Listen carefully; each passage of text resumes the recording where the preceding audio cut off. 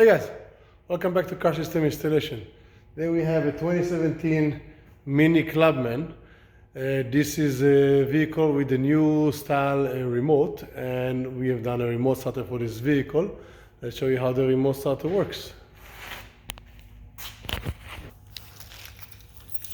So, factory remote is the new style remote, as you can see. We have made, in this customer wanted to have a longer range remote, so we put a one-way, one-button remote starter.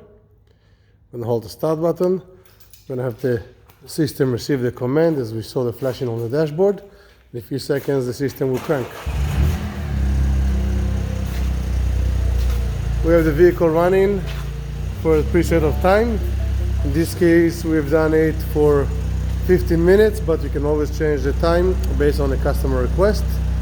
We did not offer a key takeover, which means that as soon as the vehicle doors will open, the car will shut down. The reason we've done it for this time is for safety reasons. The customer did not want to have the key takeover, so basically as soon as you open the door, the vehicle receives a command and the car shuts down. For remote starter, Minis, BMWs and other vehicles, you can always find us at Car System Installation. Subscribe to our channel and we'll see you next time. Have a great day.